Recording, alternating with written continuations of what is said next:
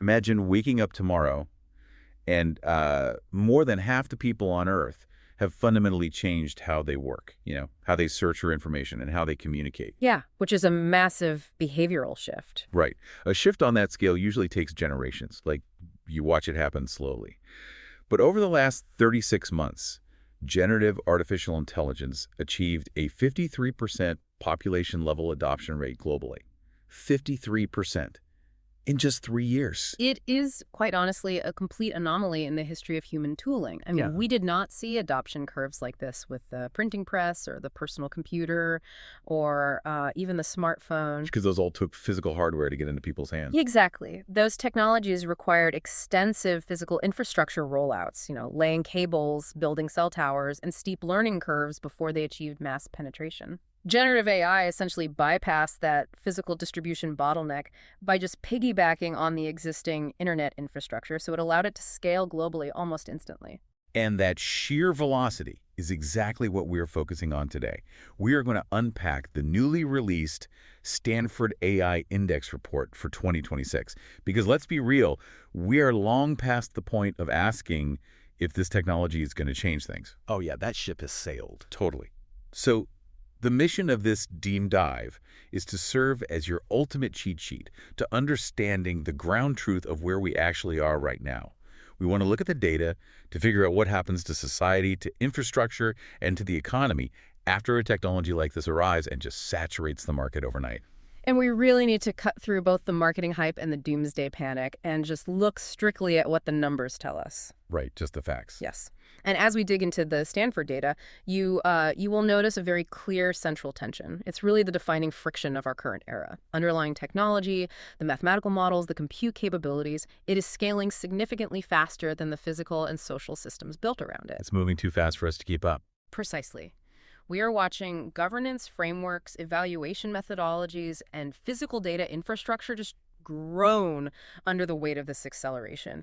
The software is moving at light speed, but the physical world and our human institutions still move at the speed of, well, humans. Okay, let's unpack this, because the friction between what these systems can do and what they struggle with is frankly mind-blowing. I want to start by looking at a concept researchers in the report are calling the jagged frontier of AI capabilities. That's a great term. It really is. Yeah. So we have these benchmarks, right? Tests designed to push these models to their absolute limits. And the acceleration on some of these tests is just wild. For instance, I was looking at the data on software engineering. There's this benchmark called SWE Bench Verified. What exactly is this testing? And why did the AI performance jump so drastically? So, SWE Bench Verified is critical because it moves us away from trivial evaluations. Historically, we tested AI on simple coding tasks, like asking it to write a basic function or a simple web script. Like write a script to sort a list of numbers? Right, exactly. Very contained. But SWE Bench tests an AI's ability to solve real-world, complex software engineering issues drawn directly from massive, messy code bases on GitHub. So it's not just writing code from scratch.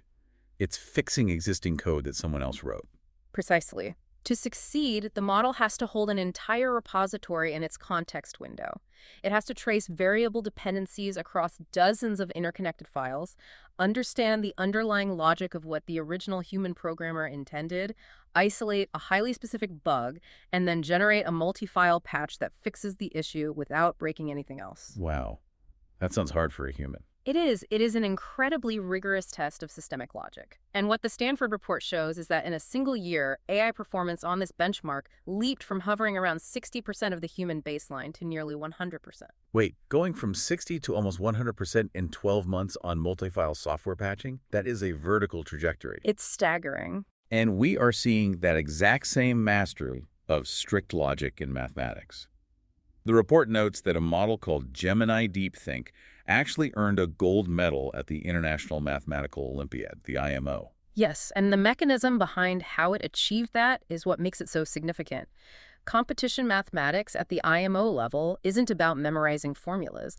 It requires extreme leaps of creative logic and multi-step proofs. So it can't just regurgitate a textbook. Exactly. Models are achieving this through advanced inference techniques like chain of thought and tree of thought reasoning. Break that down for me. What does that mean in practice? Basically, the AI breaks a complex problem down, explores multiple potential solution pathways simultaneously, evaluates the probability of each path's success, and course corrects if it hits a logical dead end. It is mimicking highly structured, deliberate human calculation. But here is where the frontier gets jagged. Because yes, the AI can win a gold medal in advanced competition mathematics. It can navigate a sprawling corporate code base and patch a critical vulnerability. But then I look at another data point in this exact same report. The very best, top-tier model currently available can only read an analog clock correctly 50.1% of the time. Yeah, it is basically a coin flip. I have to push back on this, or rather, I just have to ask the obvious question.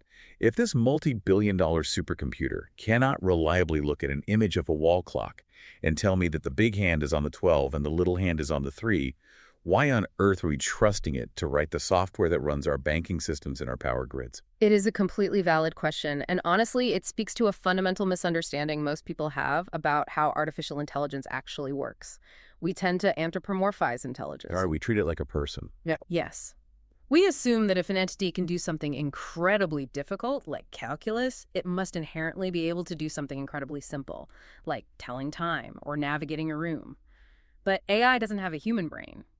What you are describing is a perfect illustration of Moravec's paradox. Okay, Moravec's paradox, what is that? Hans Moravec was an early robotics and AI researcher. He observed that high-level reasoning things like playing chess, doing math, or writing code actually requires very little computational power to simulate.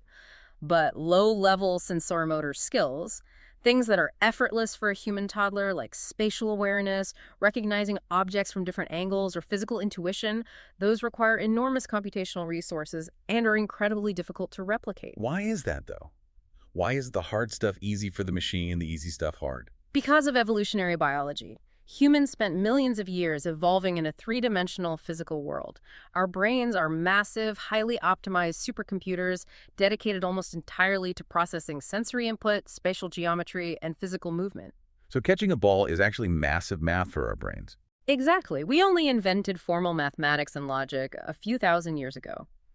We find math hard because it is a very recent software update to the human brain. But a neural network is built purely on mathematics. It has no physical body. It has 0 millions of years of evolutionary intuition about gravity, space, or object permanence.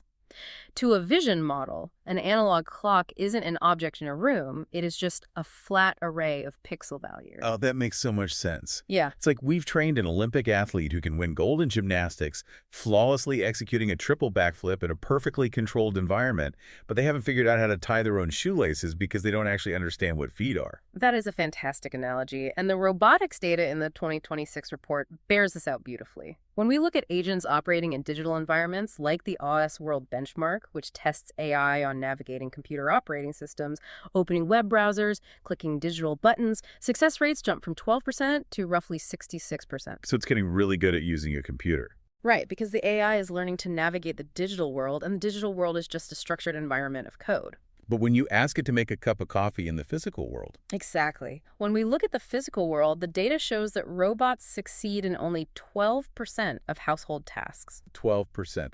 I mean, I feel like my robotic vacuum gets stuck under the couch more often than that, so that absolutely tracks.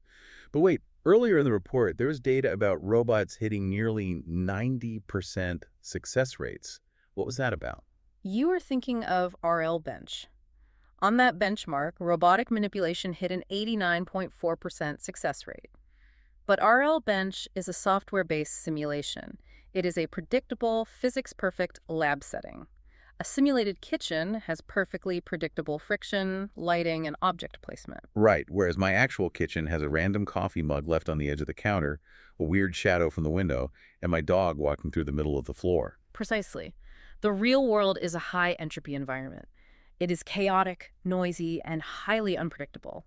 The gap between simulated success and real-world application remains massive because models cannot generalize their highly specialized logic to handle physical chaos.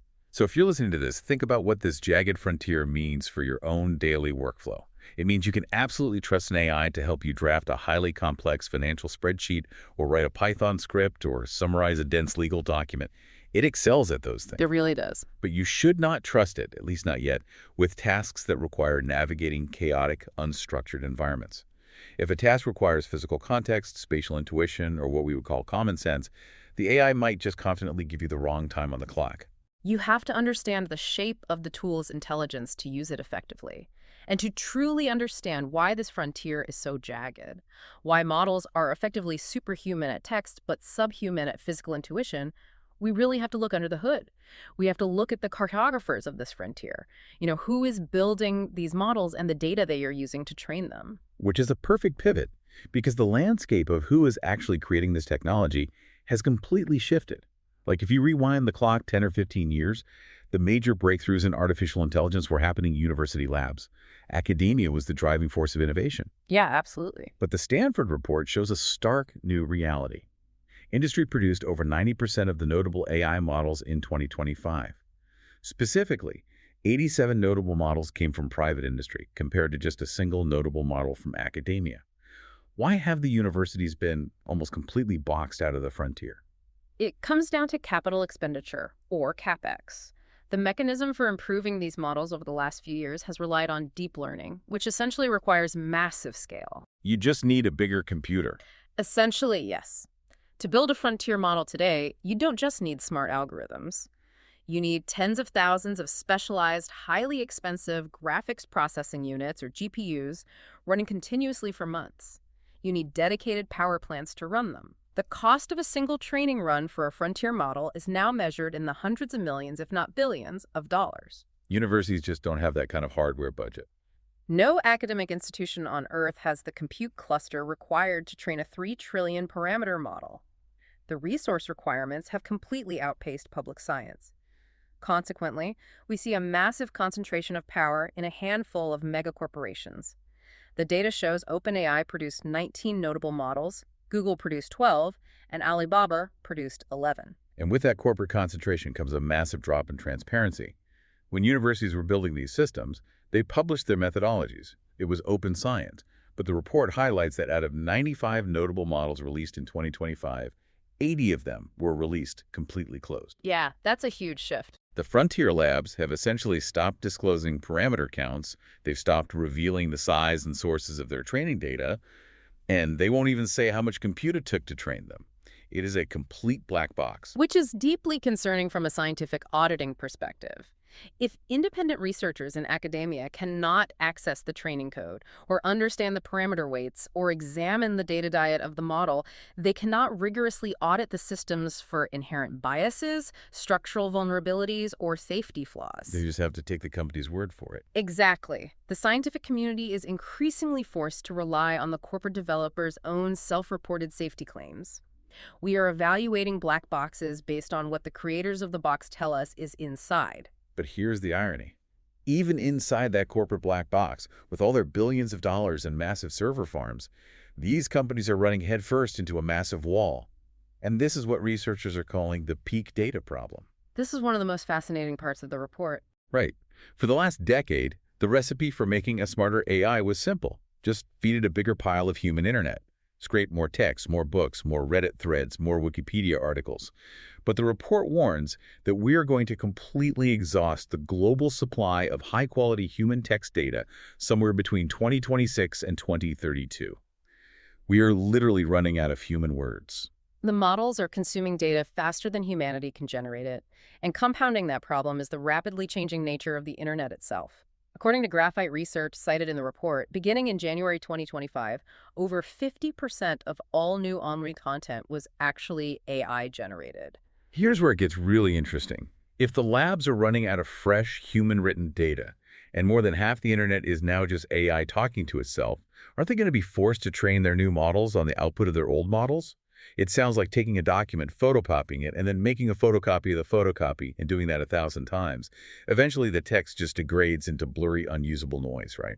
That is an excellent way to visualize a phenomenon known as model collapse. And the 2026 report addresses this synthetic data debate head-on. The mechanics of model collapse happen because an AI model doesn't just learn the facts in the data, it learns the statistical distribution of the data. What does that mean for the text it generates? Well, when an AI generates text, it naturally favors the most probable word choices and trims away the long-tail, eccentric, highly creative human variations. It basically flattens the curve. It makes everything average. Exactly. It homogenizes the language. So if you train a new model purely on synthetic AI-generated data, you are training it on a flattened, homogenized representation of reality. The data shows that training a general-purpose model this way does not scale successfully. The model essentially forgets the nuances of language and logic, leading to a catastrophic collapse in performance. You cannot just feed the snake its own tail and expect it to get smarter. So if they can't just scrape the internet anymore because it's full of synthetic noise, and they can't rely purely on synthetic data, what is the industry doing? How are they still improving the models? We are seeing a fascinating paradigm shift in machine learning. Because they cannot infinitely scale the quantity of data anymore, they are shifting their focus entirely to the quality of the data. This is the era of data-centric methods. Meaning they are being much pickier about what goes into the machine. Precisely. It is a shift from indiscriminate data scaling, vacuuming up every toxic forum post and poorly written blog on the web, to highly curated, mathematically pristine data selection. They are spending their compute not on training the model longer, but on cleaning the data before the model ever sees it.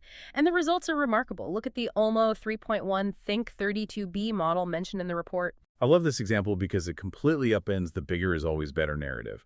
So the report looks at Grok 4, which is a massive model. It has roughly 3 trillion parameters. But this Olmo 3.1 Think 32B model has only 32 billion parameters. That is nearly 90 times fewer parameters than Grok 4. And yet, the data shows Olmo achieves comparable results on incredibly difficult benchmarks, like the AME 2025 advanced math tests. How is a model 90 times smaller matching the performance of a giant? Through aggressive pruning and deduplication of the training data. The mechanism here is vital to understand. In a neural network, parameters are essentially the connections that hold the learned patterns. If your training data contains a lot of noise, contradictions, or duplicate information, the model has to waste billions of parameters just trying to memorize or reconcile that junk. The noise literally dilutes the learning. Exactly. By aggressively pruning the dataset, removing low-quality text, perfectly balancing the representation of different topics, and creating stage-specific training curricula where the model learns foundational concepts before advanced ones, the researchers sharpened the mathematical vectors. They proved that you don't necessarily need a 3 trillion parameter behemoth if your underlying training data is flawless. A smaller, highly focused architecture can punch far above its weight class. And we are seeing this high-quality, smaller model approach dominating scientific research too, right? We are. In structural biology, for example, there is a protein language model called MSA-Pormer. It has only 111 million parameters, which is tiny by today's standards, yet it beat out previous leading methods that were significantly larger. We see the same in genomics with the model called GPN-STAR. It has just 200 million parameters, but outperformed a model nearly 200 times its size at predicting genetic variants. So the parameters of the arms race have fundamentally shifted. It's no longer just about who has the biggest hard drive and the most indiscriminate web scraper. It's about who has access to the best, most authentic, highly curated human data, which perfectly explains this recent wave of massive corporate licensing deals. We see Amazon signing multi-million-dollar agreements with the New York Times and Meta negotiating with major news publishers. Human data verified, professionally edited, pristine human data has become the most premium commodity in the tech sector. It is a fascinating economic inversion. For a long time, human content on the internet was treated as free, abundant, and largely valueless raw material. Now, verified human expertise is recognized as the ultimate premium fuel required to keep the intelligence engines running. But even if you optimize the data perfectly, even if you prune it down, training and running these industry models still requires an unbelievable amount of physical hardware. You cannot run a foundational training run on a MacBook. And that brings us to the physical reality of AI. We need to talk about the bottleneck: hardware, energy, and geopolitics. The metaphor of the cloud has always been a bit deceptive. The cloud is very much on the ground, made of concrete, steel, and silicon, and it is incredibly resource-intensive. Let's look at the sheer scale of the compute numbers. According to the Stanford report, global AI compute capacity has grown 3.3 times per year since 2022. It has now reached 17.1 million H100 equivalents. And for context, if you're not a hardware geek, an H100 is essentially the gold standard AI microchip produced by NVIDIA. It is the engine block of the entire AI boom, and NVIDIA controls over 60% of this total global compute footprint. The scale of the physical infrastructure build-out required to house 17.1 million of these chips is staggering. You have to build hyperscale data centers, and currently the United States is entirely dominating this geographical build-out. The data shows the U.S. hosts 5,427 data centers. That is 10 times more data centers than any other country on Earth. And the private investment numbers reflect exactly why that geographical concentration exists. Building a data center requires massive upfront capital. In 2025 alone, private AI investment in the U.S. hit $285.9 billion. $285.9 billion in a single year. And when you compare that globally, the gap is massive. China, for instance, saw $12.4 billion in private investment. Now, I know the report notes that Chinese government guidance funds likely make their actual total higher, but the disparity in private market capital is still enormous. The U.S. has an unparalleled ability to mobilize private capital for infrastructure. But here is the absolute wildest part of the whole report for me, the ultimate vulnerability in this entire system. The United States has hundreds of billions in capital. The U.S. has the land and the energy for over 5,000 data centers. American companies are designing the architecture of these chips. But almost all of these leading AI chips, the physical silicon hardware that makes this entire global revolution possible, are physically fabricated by one single company, TSMC, located on the island of Taiwan. Yes, the report does note that a TSMC expansion facility in the U.S. began operating in 2025, but the global dependency on the primary Taiwanese foundries remains staggering. Why is that, though? Why can't the U.S., with nearly $300 billion in investment, just build its own factories and make its own chips tomorrow? Because fabricating a cutting-edge GPU like an H100 is arguably the most complex manufacturing process in human history. We're talking about extreme ultraviolet lithography, where machines are etching billions of microscopic transistors onto silicon wafers at the atomic scale. It sounds like science fiction. It practically is. The lenses require perfectly flawless mirrors. The clean rooms have to be orders of magnitude cleaner than a hospital operating room. TSMC has spent decades perfecting the highly specialized human capital, the localized supply chains, and the ultra-precise manufacturing tolerances required to do this at scale. You cannot just replicate that ecosystem overnight, no matter how much money you throw at it. It's like we're building a million futuristic race cars in the United States, but there is exactly one factory on the face of the earth that knows how to manufacture the tires, and it is thousands of miles away across the Pacific Ocean. If we connect this to the bigger picture, it highlights the ultimate fragility of this entire technological era. We are currently witnessing a hyper-competitive geopolitical race to achieve what nations are calling AI sovereignty, the desire for total domestic control over AI ecosystems to ensure national security. And yet, this massive global ambition currently bottlenecks at a single island foundry. And that geopolitical race is incredibly tight, despite the U.S. restrictions on exporting top-tier chips to certain countries.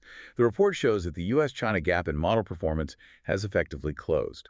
In February of 2025, a Chinese model called DeepSeek R1 briefly matched the absolute top U.S. model in capability. And as of the writing of the 2026 report, Anthropic's top model leads the best Chinese model by only 2.7%. How is China keeping pace in model performance if they are cut off from the massive clusters of the newest NVIDIA chips? Through extreme algorithmic efficiency. Because Chinese labs face hardware constraints, they have been forced to innovate on the software and mathematical side. They're developing highly efficient training architectures that can achieve frontier-level performance using older, less capable chips or smaller overall compute clusters. Furthermore, the report shows China is actively leading the world in AI publications, citations, and patents. They are churning out foundational research at an industrial scale. The report also highlights South Korea, noting they lead globally in AI patents per capita. So the intellectual property race is highly decentralized, even if the physical chip manufacturing is bottlenecked. But this massive global race to scale compute and build more data centers has a massive, undeniable physical cost on the planet. Yes, the environmental impact is the hidden ledger of the AI boom. Let's look at the numbers, because they are sobering. Global AI data center power capacity reached 29.6 gigawatts in 2025. To put 29.6 gigawatts into perspective, that is roughly equivalent to the peak power demand of the entire state of New York.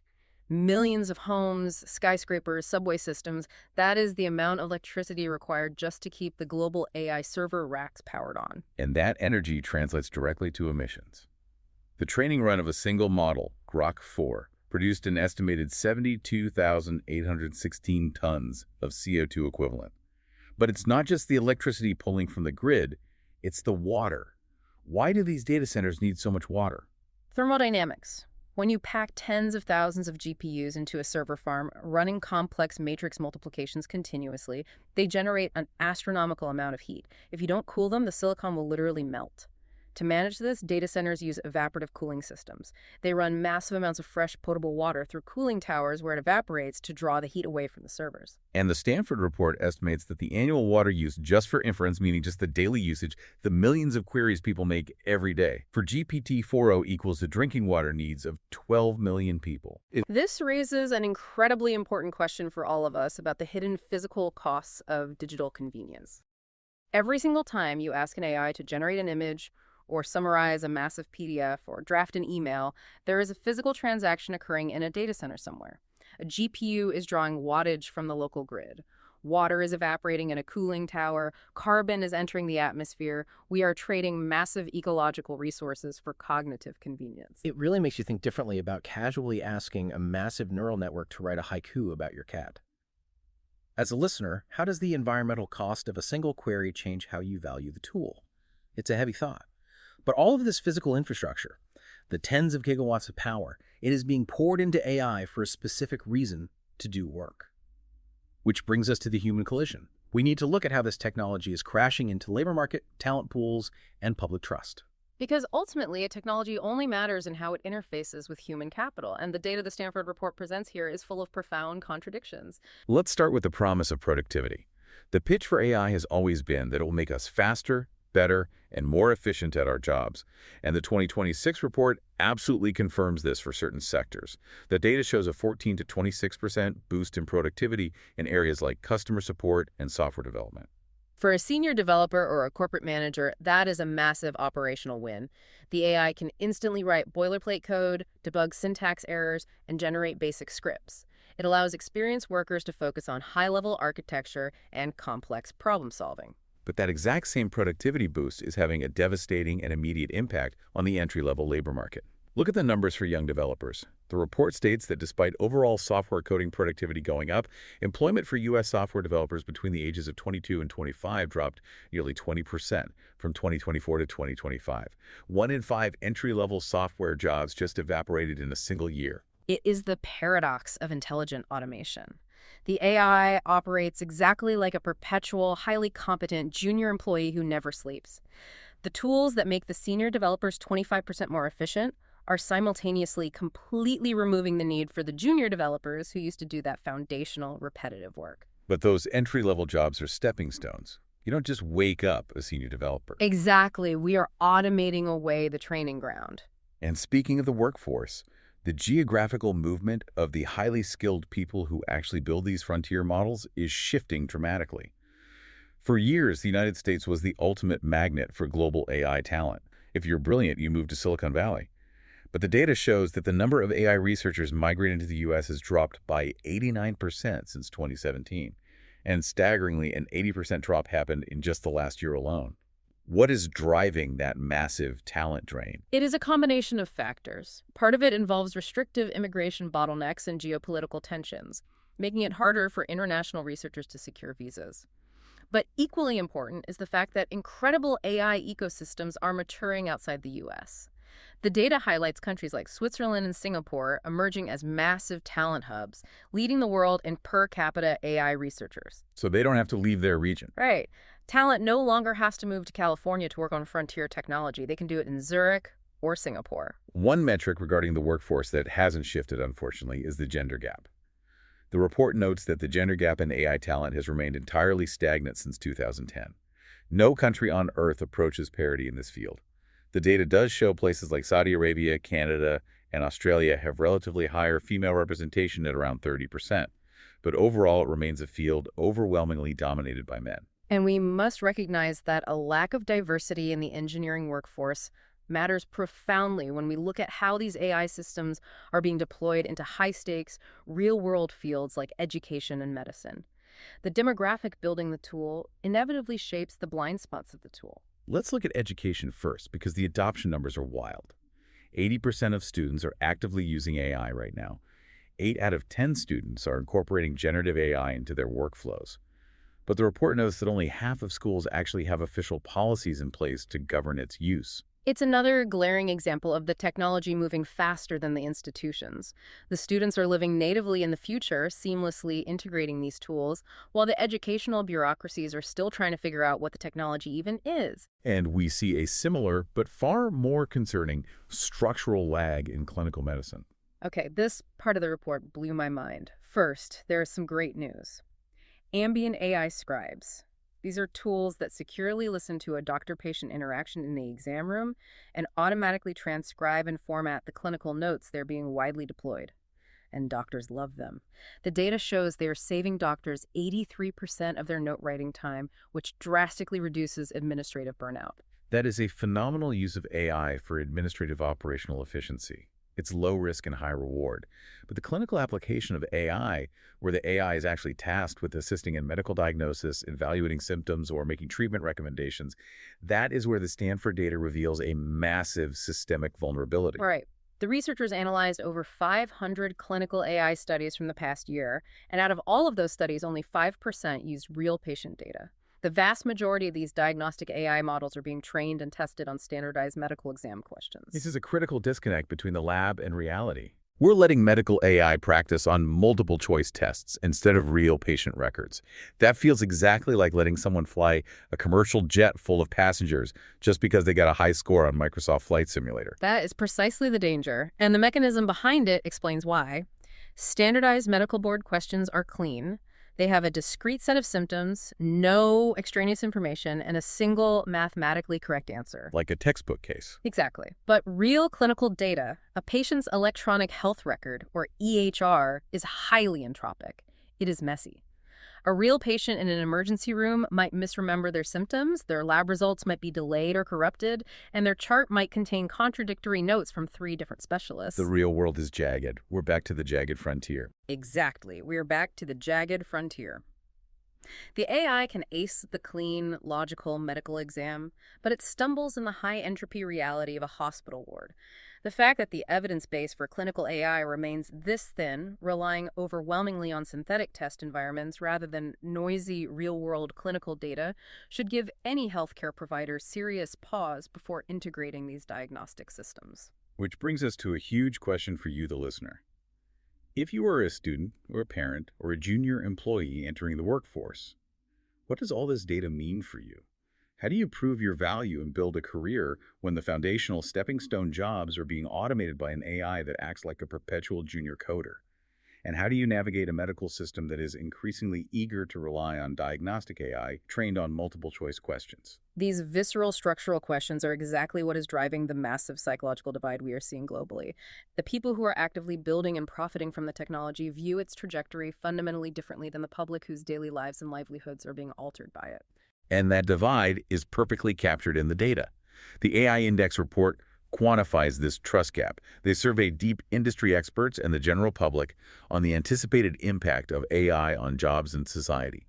73% of experts expect AI to have a positive impact, but only 23% of the public feels the same way. That is a 50-point gap in perception. It is a profound psychological disconnect.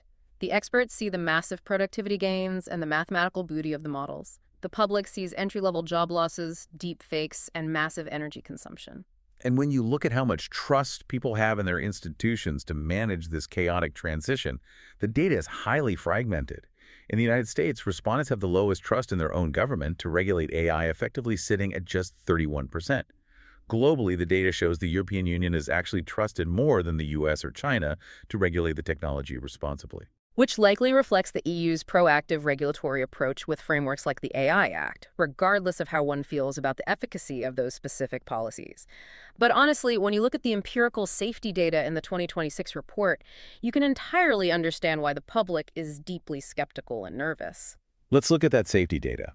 The report tracks documented AI incidents. These are specific instances where AI has caused harm, spread severe misinformation, or acted unsafely in a public deployment. Those documented incidents rose to 362 in 2025.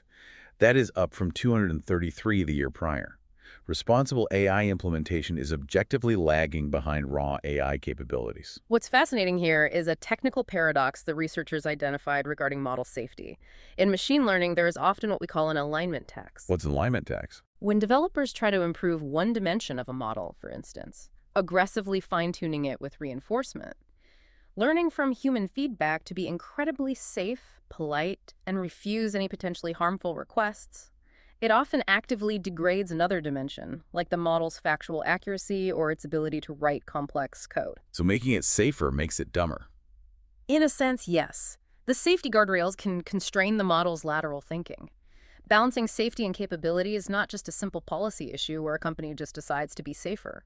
It is a deeply unresolved mathematical and engineering challenge within the architecture of neural networks. So what does this all mean? We have a handful of massive megacorporations operating in total black boxes, spending hundreds of billions of dollars to build increasingly powerful models. Meanwhile, the general public is increasingly nervous, the safety guardrails are technically struggling to keep up, and the model still can't reliably read a clock. It feels incredibly centralized and, honestly, slightly dystopian. It certainly appears highly centralized at the frontier level, but there is a massive counter-narrative happening outside the walls of those corporate labs, and the 2026 report captures this dynamic beautifully with the absolute surge in open-source AI development. The open source rebellion, I love this part of the data. While massive companies are locking down their models behind API paywalls and keeping their training data secret, the open source community is exploding. The report states there are now 5.6 million AI-related projects on GitHub. Uploads to Hugging Face, which serves as the central repository and hub for open-source AI models, have tripled in the last year. And the mechanism behind this open-source explosion is vital. The community isn't necessarily training 3 trillion parameter models from scratch. They don't have the compute for that. Instead, they're taking open-weight models, highly capable models, where the developers have released the underlying architecture and parameter weights to the public, and they are fine-tuning them. Oh, so they take a pre-built engine and modify it. Yes, they run them locally, tweak them for highly specific tasks, and share the improvements freely. And crucially, this open source movement is democratizing access geographically. The data shows that developers from the rest of the world, meaning outside the traditional tech hubs of the US and Europe, are now outpacing Europe and rapidly approaching the US in total GitHub contributions. This is perhaps one of the most optimistic data points in the entire report. Because corporate frontier models are overwhelmingly trained on English-centric Western internet data, they often fail to capture the cultural nuance or linguistic structures of the rest of the world. But the open source movement is allowing developers in India, in Nigeria, in Brazil to take these powerful foundational models and fine-tune them specifically for their own local languages, dialects, and cultural contexts. It's incredible. It really is. It is fueling a much more linguistically and culturally diverse AI ecosystem. So it's not just a few engineers in Silicon Valley dictating the digital reality for the entire globe anymore. Independent developers worldwide are building localized, transparent tools for their own communities, like the classic sci-fi movie setup. The scientists in the ivory tower are thrilled with their creation, while the villagers outside are nervous because they don't know what's in the box. But now, the villagers are just building their own boxes. Exactly. This raises the most important architectural question about our future. Who ultimately gets to decide the trajectory of this technology? Will the future of human intelligence augmentation be centralized in the hands of 3 or 4 mega corporations managing closed, trillion-parameter black boxes? Or will it be a distributed, resilient, global network of open-source developers building localized tools? It is the ultimate battle for the soul of the technology. Are you with the 73% of experts who see a golden age of logic and productivity? Or the 23% of the public who are looking at the massive water consumption and the evaporation of entry-level jobs and feeling deeply skeptical? The Stanford data empirically supports both perspectives. AI is accelerating mathematical discovery at an unprecedented rate, but it is also consuming gigawatts of grid power. It is streamlining senior software development, but it is actively displacing junior workers. The technology itself is not inherently good or bad. It is simply a massive, high-velocity amplifier of the physical and social systems it is plugged into. Let's bring this all together. We started by looking at the 2026 Stanford AI Index Report to answer a specific question. What happens after a technology arrives overnight and achieves 53% mass adoption? And what the data reveals is a landscape defined by extreme friction. AI is deeply integrated into our daily economy, driving unprecedented productivity gains but simultaneously cratering the entry-level job market. The friction is everywhere. It really is. It is performing at superhuman levels in structured logic, math, and coding, but it still stumbles over the physical chaos of the real world, failing at household chores and analog clocks. It requires immense planet-scale resources, consuming massive amounts of water and power, and its entire hardware supply chain is precariously bottlenecked at a single island foundry in Taiwan. It is a technology that has fully arrived, but the physical infrastructure, the regulatory frameworks, and the societal adaptations required to manage it are still frantically under construction. And as we wrap up this deep dive, I want to leave you, the listener, with a brand new, slightly unsettling thought to mull over based on the data we've explored today. We talked extensively about peak data earlier, the fact that AI models are desperately running out of high-quality human text to learn from, and that synthetic data leads to model collapse. Right, because human expertise is the premium fuel. Exactly. And we also talked about how AI is currently being used to automate away entry-level human jobs, the junior coders, the junior analysts, the junior writers. The foundational stepping stones of a career. Right. So connect those two data points. If pristine human expertise is the premium fuel that makes AI smart, but corporations are using AI to automate away the exact junior jobs where humans traditionally practice, make mistakes, and develop that very expertise, are we accidentally destroying the pipeline of human ingenuity that AI ultimately relies on to grow? If 22-year-olds stop getting paid to write basic code, troubleshoot simple bugs, or draft foundational reports, how do they ever get the 10,000 hours of practice required to become the senior experts? It is the ultimate structural paradox. If humans stop practicing the basics because the AI does it for them, who will possess the deep, verified human expertise required to generate the pristine training data the AI will desperately need in 2035? Who generates the expert data of tomorrow if we automate the training ground today? It is a profound question to think about. The behavioral shift didn't happen slowly. The technology is here, and we're all just learning how to navigate the friction it creates. Thank you so much for joining us on this deep dive, for being curious, and for taking the time to truly understand the mechanics and the data shaping our world. Keep questioning the systems around you, and we will see you next time.